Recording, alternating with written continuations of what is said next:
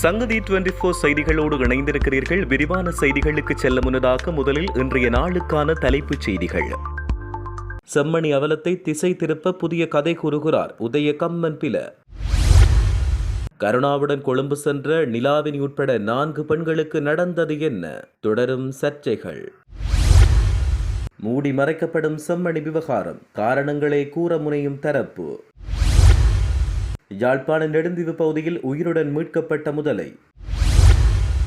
மனைவியை வாளால் வெட்டி படுகொலை செய்த கணவன், துடிதுடித்த பிள்ளைகள். நாட்டு மக்களுக்கு அரசாங்கம் விடுத்துள்ள முக்கியமான கோரிக்கை. பொது போக்குவரத்தின் போது பெண்களுக்கு அதிகரித்து வரும் பாலியல் துன்புறுத்தல்கள். முன்னாள் அமைச்சர் ஒருவரின் மோசடி குறித்து விரைவில் விசாரணைகள் மேற்கொள்ளப்படும் என்றும் தகவல். ஈஸ்டர் தாக்குதல் விசாரணைகள், சிலர் விரைவில் சிறைக்குள் தள்ளப்படுவார்கள் என்றும் எச்சரிக்கை. தொடர்வன விரிவான செய்திகள். யுத்தம் நடந்த மண்ணில் எங்கு சென்றாலும் மனித புதைகுழிகள் இருக்கத்தான் செய்யும் என்றும், செம்மணி மனித புதைகுழியில் அகழ்வு பணிகள் மேற்கொள்வது தேவையற்ற ஒரு விடயம் என்றும் பிபித்துறைக்கல உரிமையவின் தலைவர் உதய கம்பன்பில தெரிவித்தார். செம்மணி மனித புதைகுழி தொடர்பில் கருத்துரைத்த பொழுதே அவர் மேற்கண்டவாறு குறிப்பிட்டார். அவர் மேலும் தெரிவிக்கையில், வடக்கு யுத்தம் நடந்த மண், இந்த மண்ணில் எங்கு தோன்றினாலும் மனித புதைகுழிகள் இருக்கத்தான் செய்யும். யுத்தத்தில் உயிரிழந்தவர்கள் பலர் மண்ணுக்குள் தான் புதைக்கப்பட்டார்கள். எனவே அந்த புதைகுழிகள் யுத்தத்தின் பின்னர் வெளிக்கிளம்பும் போது பலரும் வெவ்வேறு விதமாக கருத்து வெளியிட்டு வருகிறார்கள். செம்மணியில் தற்போது கண்டுபிடிக்கப்பட்ட மனித புதைகுழியை பெருமளவு நிதிகளை வீண்விரயம் செய்து அரசாங்கம் அகழ்ந்தெடுக்கிறது. இது தேவையற்ற விடயம். அந்த புதைக்குழிக்குள் இருந்து எலும்புக்கூடுகளாக மீட்கப்படுவோர் உண்மையில் எந்த இனத்தைச் சேர்ந்தவர்கள் என்று கூட தெரியாது. ஏனென்றால் யுத்தத்தில் 3 இனத்தவர்களும் உயிரிழந்தனர். எனவே செம்மணி மனித புதைகுழியை தோண்டுவது மீண்டும் இன வன்முறைக்கு வழிவகுக்கும் என்றும் அவர் இதன் பொழுது சுட்டிக்காட்டியிருந்தார். கிழக்கு தமிழர் கூட்டமைப்பில் இருக்கிற பிள்ளையான், கருணா மற்றும் வியாழேந்திரன் போன்றோர் கிழக்கு மாகாண மக்களுடைய உண்மையான தலைவர்களாக இருக்கப் போகின்றார்கள் என்ற செய்தி கருணா அம்மானால் அண்மை காலங்களில் பேசப்பட்டது. ஆனால் பிள்ளையான் சிறையில் இருக்கிறார், வியாழேந்திரனை ஊடக பரப்பில் காண முடியவில்லை. அவர் இப்போது இலங்கையில் இருக்கிறாரா இல்லையா என்பதும் சந்தேகமாக இருக்கிறது. கிழக்கு தமிழர் கூட்டமைப்பு தான் கிழக்கு தமிழர்களை காப்பாற்றப் போகிறது என்ற செய்தி இன்று கிழக்கு மாகாணத்தின் பேசுபொருளாக மாறியுள்ளதாக தெரிவிக்கப்பட்டுள்ளது.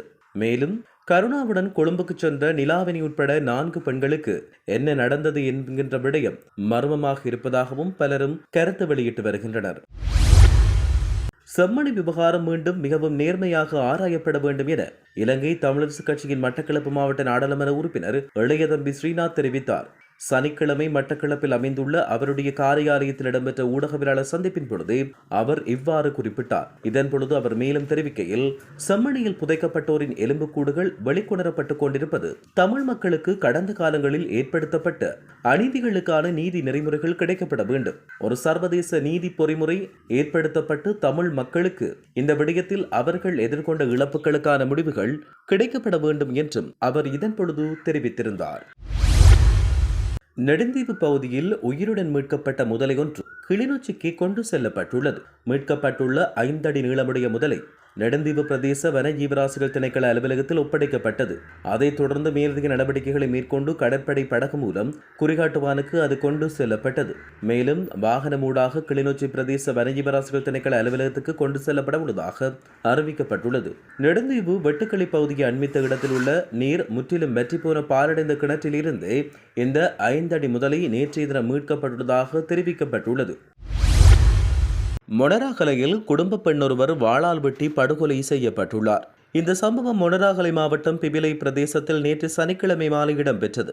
மேற்படி பெண்ணை அவரின் கணவரை வெட்டி படுகொலை செய்துள்ளதாக போலீசார் கூறியுள்ளனர். இந்த சம்பவம் தொடர்பில் மேலும் தெரிய வருகையில், கூலி வேலைக்கு சென்ற மேற்படி பெண்ணின் கணவன் நேற்று மாலை வேலை முடிந்து வீட்டுக்கு மது போதையில் வந்துள்ளார். இதன் பொழுது அவருக்கு மனைவிக்கும் இடையில் வாய்த்தர்க்கம் ஏற்பட்டது. நிறை போதையில் இருந்த கணவன் வீட்டில் வைத்திருந்த வாளால் மனைவியை வெட்டி வீட்டை விட்டு வெளியேற்றினார். இந்த தாக்குதலில் படுகாயமடைந்த மனைவி வீட்டுக்குள் இரத்த வெள்ளத்தில் விழுந்து கிடந்தார். அவரின் 5, 7 வயதுடைய 2 பிள்ளைகளின் கதறல் சத்தத்தால் வீட்டின் அயலவர்கள் வந்ததோடு படுகாயங்களுடன் இரத்த வெள்ளத்தில் கிடந்த தாயை வைத்தியசாலையில் அனுமதித்தனர். இருப்பினும் அவர் ஏற்கனவே உயிரிழந்துள்ளதாக வைத்தியர்கள் குறிப்பிட்டனர். சம்பவ இடத்துக்கு விரைந்த போலீசார் பிள்ளைகள் இருவரையும் பொறுப்பேற்றதோடு தாயை கொலை செய்துவிட்டு தலைமறைவான தந்தையை கைது செய்வதற்கு நடவடிக்கைகளை எடுத்து வருவதாக தெரிவிக்கப்பட்டுள்ளது. தேசிய மக்கள் சக்தி அரசாங்கம் மிக விரைவில் இலங்கையின் தேசிய சொத்து வரி அறவிடல் முறையொன்றை அறிமுகப்படுத்த உள்ளது.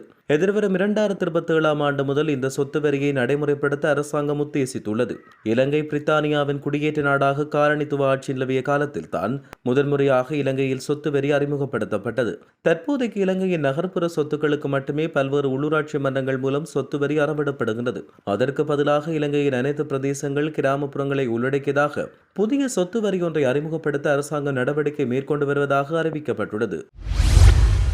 இலங்கையின் பொது போக்குவரத்தில் பெண்கள் எதிர்நோக்கும் பாலியல் துன்புறுத்தல் என்பது பொதுவான அனுபவமாக மாற்றப்பட்டுள்ளது. இது பாதிக்கப்பட்டவர்களை முறைப்பாடளிக்க தயங்க வைக்கும் சூழலை உருவாக்கியுள்ளதாக ஐக்கிய நாடுகள் சனத்தொகை நிதியத்தின் அதிகாரிகள் எச்சரிக்கின்றனர். இந்த நிதியத்தின் பாலினத்துக்கான தேசிய திட்ட ஆய்வாளர் பிமாலி அமரசேகர அண்மையில் தொலைக்காட்சி நேர்காணல் ஒன்றில் இதனை தெரிவித்துள்ளார். முறைப்பாடுகள் மிக குறைவாகவே வருகின்றன.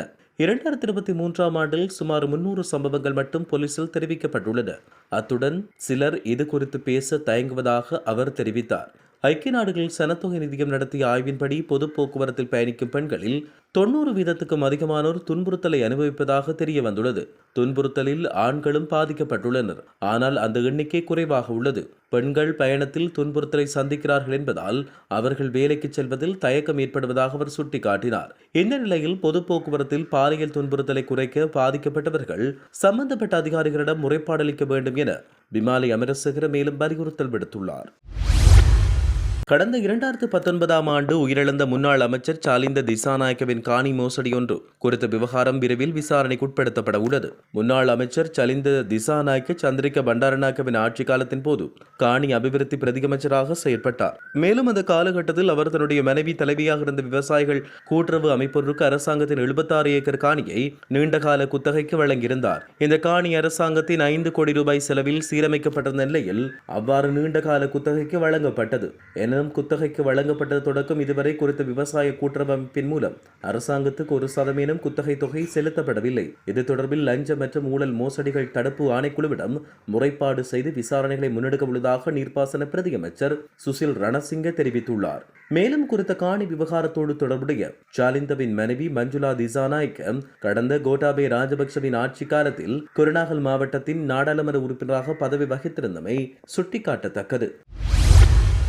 உயிர்த்த விசாரணைகளின் பின்னர் எதிர்காலத்தில் சிலர் கைது செய்யப்படலாம் என அமைச்சர் நலிந்த ஜேதிச அறிவித்துள்ளார். உயிர்த்த தாக்குதல் தொடர்பில் விசாரணைகள் எந்த மட்டத்தில் இருக்கிறது என அமைச்சர் நலிந்தவிடம் வினவிய பொழுது அவர் மேற்கண்ட விடயத்தை தெரிவித்தார். அவர் மேலும் தெரிவிக்கையில், உயிர்த்த தாக்குதல் தொடர்பில் அசாத் மௌலானா உட்பட தேவையான நபர்களை நாட்டுக்கு அழைத்து வர ராஜதந்திர நடவடிக்கைகள் முன்னெடுக்கப்பட்டு வருகின்றன. இந்த விடயத்தில் சந்தேகம் கொள்ள வேண்டிய அவசியமில்லை. இதுவரை வெளிவராத பல தகவல்கள் விசாரணையில் வெளிவந்த வண்ணம் உள்ளன. அவற்றின் ஒரு பகுதியை பொதுமக்கள் பாதுகாப்பு அமைச்சர் நாடாளுமன்றத்தில் பகிரங்கப்படுத்தினார். விசாரணைகளின் பிரகாரம் எதிர்காலத்தில் சிலர் கைது செய்யப்படலாம். விசாரணைகள் இன்னும் முழுமையாக நிறைவடையவில்லை. அது விரைவுபடுத்தப்பட்டு நீதிமன்றத்தினூடாக உரிய சட்ட நடவடிக்கைகள் எடுக்கப்படும் என்றும் அவர் இதன் பொழுது கருத்து வெளியிட்டிருந்தார். இத்துடன் செய்திகள் யாவும் நிறைவு பெறுகின்றன. மேலதிக செய்திகளுக்காக சங்கதி 24.com உடன் இணைந்திருங்கள். வணக்கம்.